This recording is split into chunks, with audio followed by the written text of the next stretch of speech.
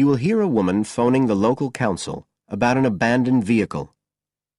First, you have some time to look at questions 1 to 6.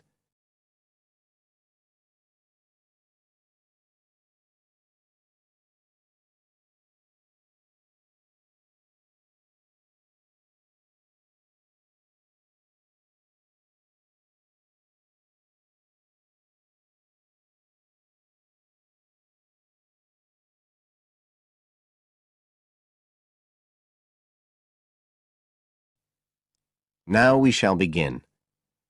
You should answer the questions as you listen, because you will not hear the recording a second time. Listen carefully and answer questions 1 to 6.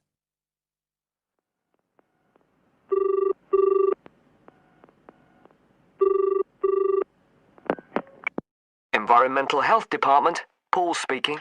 Oh, hello. I wanted to report a vehicle that's been left parked near where I live. I think it's been abandoned. I wondered if the council could arrange to get it towed away. Have I got through to the right department? Yes, you have. If I could just take a few details. Your name, please? Mrs. Shefford. Thank you. It's not my vehicle, though. I just thought someone ought to report it. No, that's fine. What I need to do is take some details first, then we can decide what to do about the problem. Oh, I see. So the next thing I need to know is your address. Right, it's 41 Lower Green Street, Yes? Barrowdale. And the postcode's WH4 5JP. Fine. And if I could just ask for a telephone number. It's 01778 552387. I'm out quite a lot, but you can just leave a message on the answer phone if you need to. Or I could give you my mobile number. That's all right, don't worry. Now, could you tell me a little more about this vehicle? You say it's been abandoned. Well, it certainly looks like it. Can you give me an idea of where it is? Yes, it's near the main road that goes through Barrowdale. Is that the A69? Yes, that's right. Now, there's the primary school just towards the end of the village, and then next to that, next to the children's playground, there's a field, and it's in there. Oh. I wonder how it got in there. Well, there's a gate to allow farm machinery in and out. I thought something ought to be done about it. The children from the school might start playing in the vehicle and lock themselves in or something. Yes, you were quite right to report it. And what type of vehicle are we talking about here? It's a van, actually. You know, the sort with just a couple of little windows at the back. Right. You don't happen to know the make and model, do you? Oh, yes. I went and had a look and got all the details. I thought you might need them. I'm surprised the school hasn't contacted you about it. Anyway, I wrote the details down. Right. It's a Katala, and the model's a Flyer 2000. Is that Flyer? That's right. Very good. And the colour? Well, it's not all that easy to see because it's absolutely filthy. And actually, it looks as if it's had a paint job at some stage. It's blue, but you can just see white underneath where it's been scratched. Right. Well, I'll just make a note of the present colour, and if you could just tell me the vehicle number. Did you make a note of that? Oh, yes. It's S322GEC. Okay. Before you hear the rest of the conversation, you have some time to look at questions 7 to 10.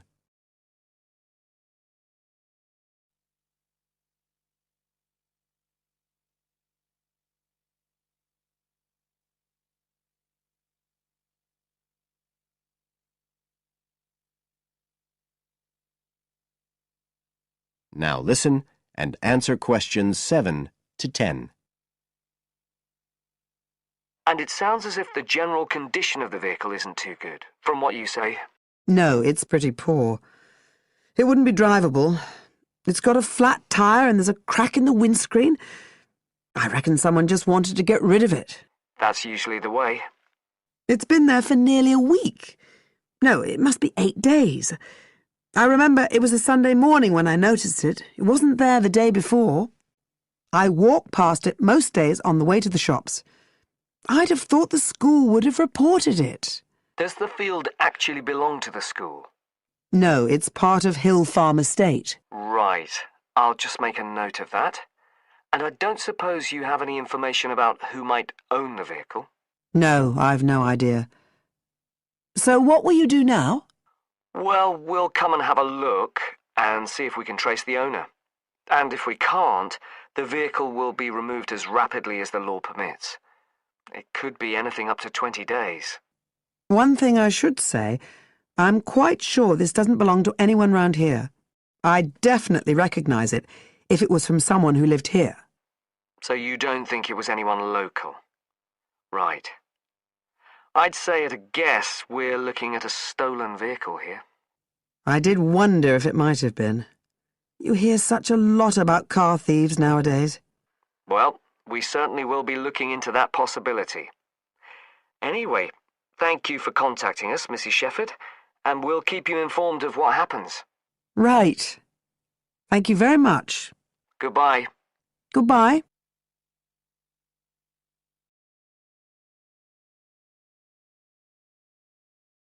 That is the end of part 1. You now have half a minute to check your answers.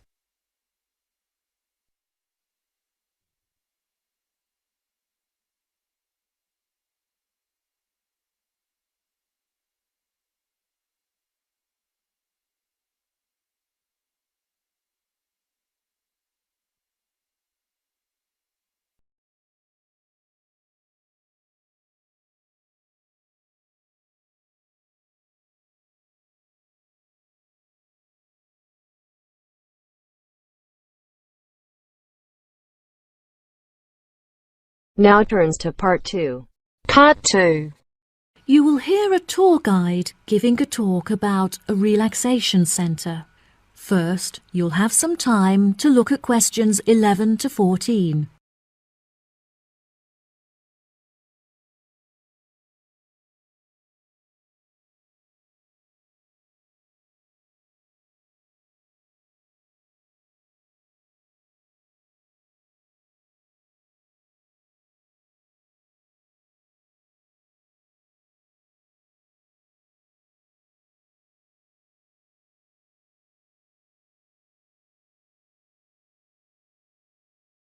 Now listen carefully and answer questions 11 to 14. Hello everyone, my name is Sally. Welcome to our globally renowned spa and relaxation centre here at Island View Estates. Before you all wander off and begin exploring the facilities, I'd like to go over a few things.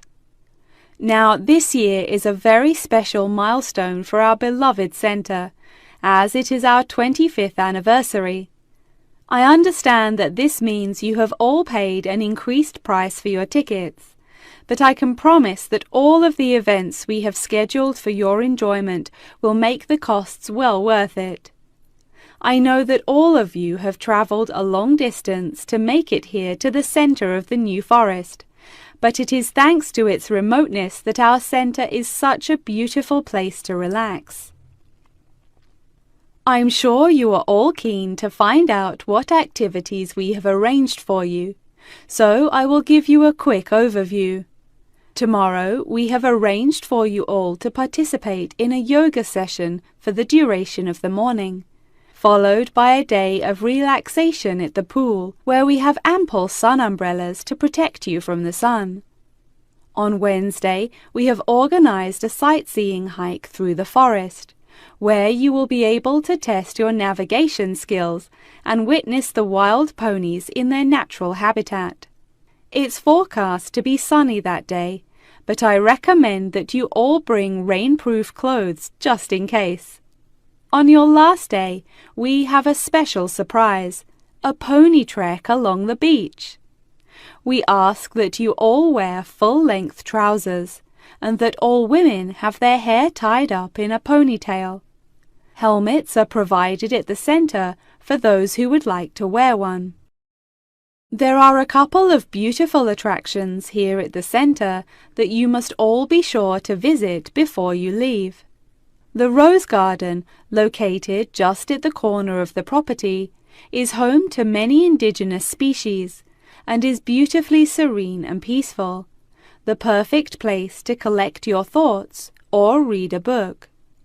Our sunset boat ride has been the favourite attraction for many of our visitors. Simply hop aboard and relax whilst we sail you out into the open sea to witness one of the most beautiful spectacles that nature has to offer. Last, but certainly not least, is the freshwater pond, which serves as a watering hole of sorts. Some of you may even be lucky enough to spot our resident kingfishers, who are members of a very rare and endangered species. Once you have all unpacked and settled into your rooms, we will be taking you out to the neighbouring island for a bonfire and barbecue dinner. The island is very small, and the bicycle trails make it very easy to explore all of its beautiful corners. As the island is entirely separate from the mainland, it has never been inhabited by wildlife, so you can all roam freely and safely. We have some bonding exercises for you all to take part in around the bonfire, where you can potentially make new friends and discover a lot about yourself. Before you hear the rest of the talk, you'll have some time to look at questions 15 to 20.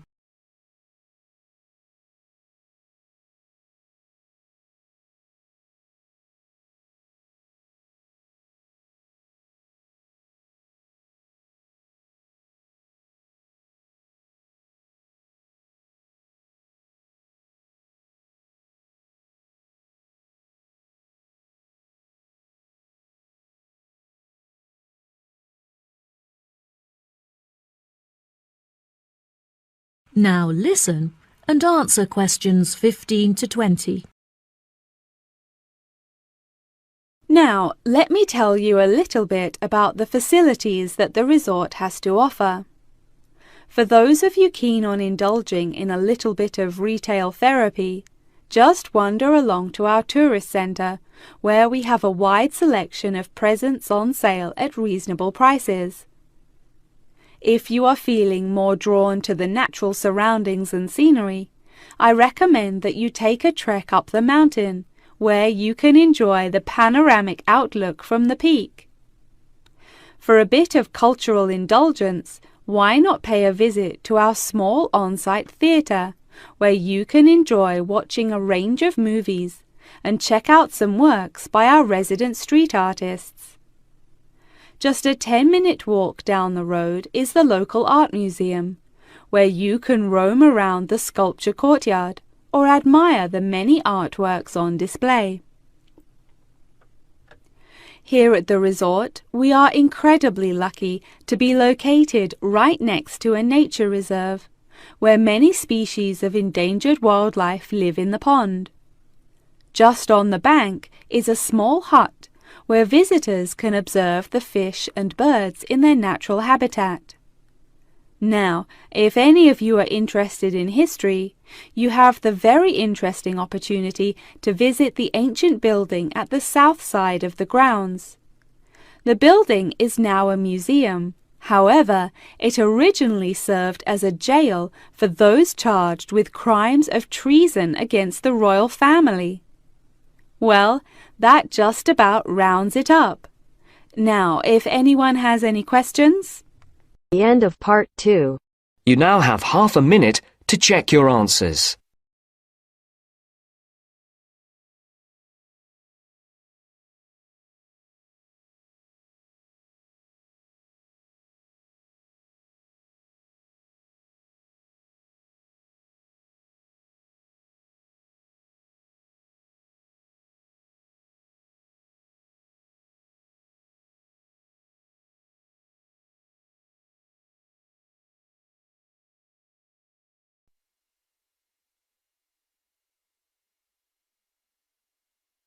Now turns to part 3.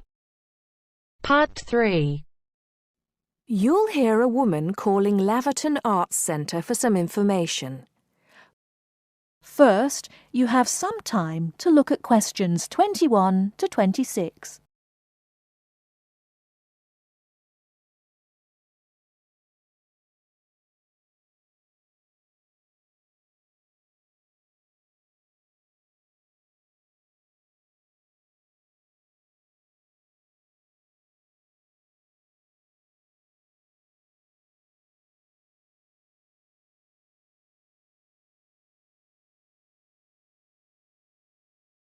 Now listen carefully and answer questions 21 to 26. Laverton Arts Centre. How can I help you? Hello. I've been to the Arts Centre a few times recently, and I understand you have this scheme for regular visitors. The Friends of Laverton Arts Centre. Yes, that's right. I wonder if you could tell me a little about it. I mean, how much it costs and what benefits it offers, things like that. Certainly. Well, first of all, the good news is that we've recently changed the scheme. It used to cost £15 a year, but now it's free. All you have to do is fill in an application form. You can either come to the Arts Centre and do that here, or you can go to our website and apply online. And so what are the benefits of joining? There are actually quite a few. As a friend of Laverton Arts Centre, you'll receive a newsletter every 3 months with information on all the forthcoming events. That sounds useful. You also get priority booking for shows and concerts in the main theatre. Can you explain how that works exactly? Yes. What that means is that when tickets go on sale, for the first 2 days they're only available to Friends of the Arts Centre. So as long as you book early, you can make sure you get seats. Great! Do you ever offer discounts to Friends of the Centre? Under the old system, when you had to pay to be a member, we did. Under the new system, there won't be any discounts for shows in the main theatre or films at the Arts Cinema. Having said that, we will be offering some discounts to members for performances in the small theatre. There'll be information about this in each issue of the newsletter. I suppose I can find that information online as well, can I? Absolutely. Actually, we're redoing our website at the moment. Right now, there actually isn't a special section for Friends of the Arts Centre on the website. Once the site's been redesigned, there will be. You'll be able to put in your username and password and enter a special section just for you. It sounds excellent. Are there any requirements, though? I mean, as a member, do I have to do anything? Yes, sorry, I forgot to mention that. There are no formal requirements at all, though obviously we have this scheme to encourage people to attend events here regularly. So we ask that you attend at least 4 events a year, whatever they are, if you possibly can. Nobody's going to count, though, and it's totally up to you. That sounds fair enough.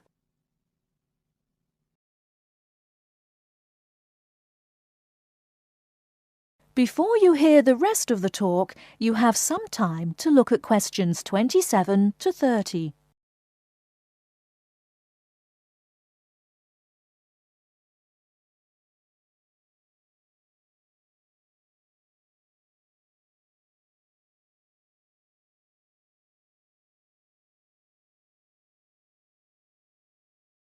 Now listen and answer questions 27 to 30.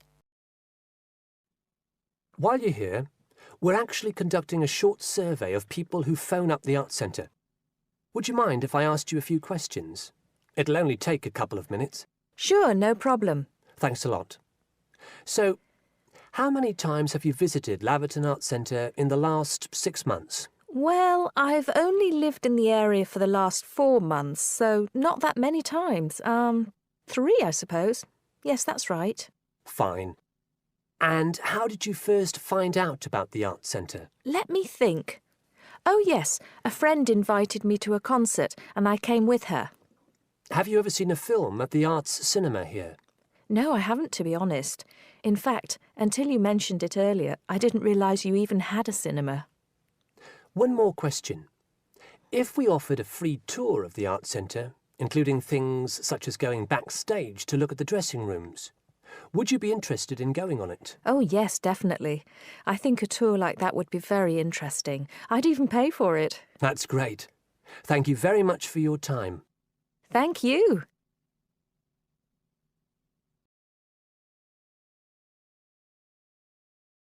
That is the end of part 3. You now have half a minute to check your answers.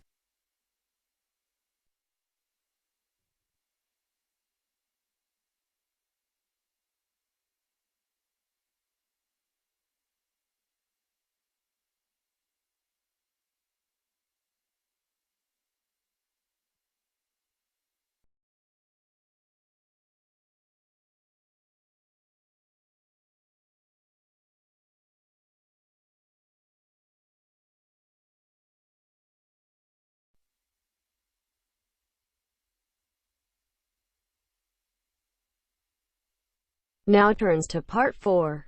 Part 4.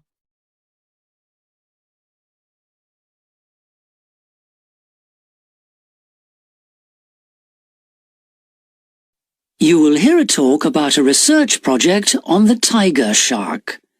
First, you have some time to look at questions 31 to 40 on pages 7 and 8.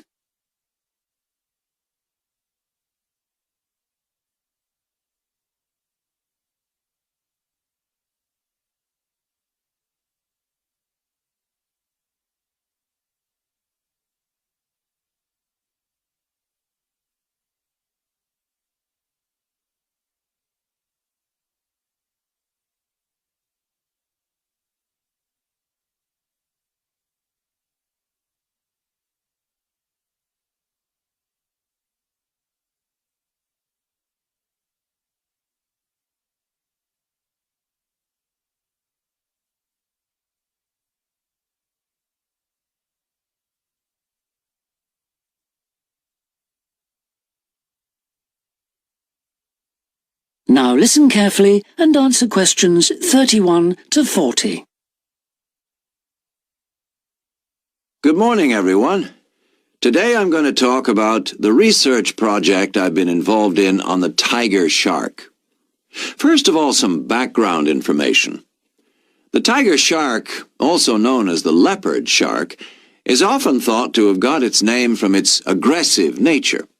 But in actual fact, it's called that because it has dark bands, similar to those on a tiger's body. It is a huge creature, growing up to lengths of 6.5 meters. It can be found just about everywhere throughout the world's temperate and tropical seas, but it is most often found along the coast rather than the open sea. In terms of feeding, tiger sharks tend to be most active at night and are solitary hunters. Their preferred prey includes other sharks, turtles, seabirds, and dolphins, to name but a few. However, it's not uncommon to find garbage in its stomach. This is because it tends to feed in areas such as harbors and river inlets, where there is a lot of human activity. Now to the project itself. We are particularly interested in some studies that have been done in the Rain Island area. Observations here have shown that there is a large population of tiger sharks present in the summer during the turtle nesting season. However, during the winter months the sharks disappear. So we decided to do some of our own research there.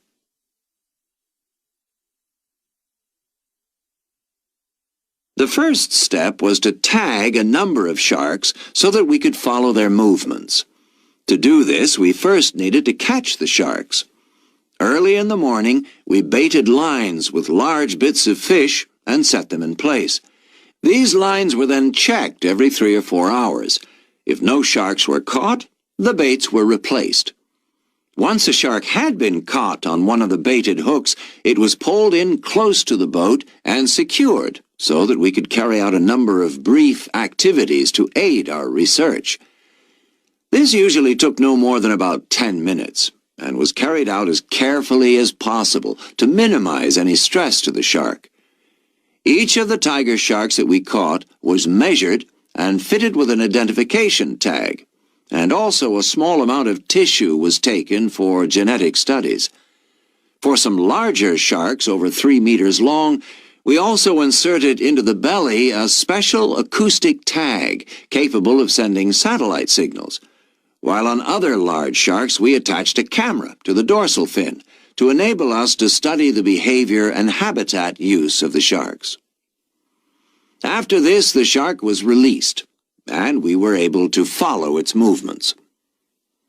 So what was the purpose of all this tagging? Well, while we were already familiar with some aspects of the tiger shark's behavior and food sources, what we hoped to do in this project was to see exactly what factors affected the migration patterns of tiger sharks and whether it was, in fact, food, weather, and reproductive needs. These are some of our findings. On February 21st, a large female shark, whom we named Natalie, was attracted to our research boat at the northern tip of Rain Island and fitted with one of the satellite tags I've just mentioned. No transmissions were received from Natalie between April 2nd and April 29th, indicating that she didn't surface to feed during this period. The area in which she was last reported is very shallow, suggesting that she may have changed her feeding preferences during this period to focus on prey found on the sea floor. We also made a number of other discoveries, thanks to the various transmitters we used.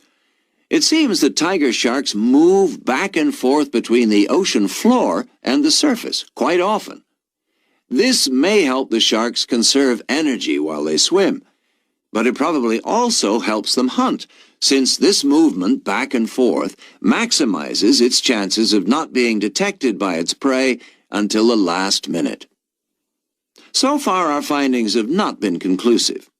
However, we have gained some very interesting insights into the behavior of tiger sharks and are now hoping to develop our research further. That is the end of part 4. You now have half a minute to check your answers.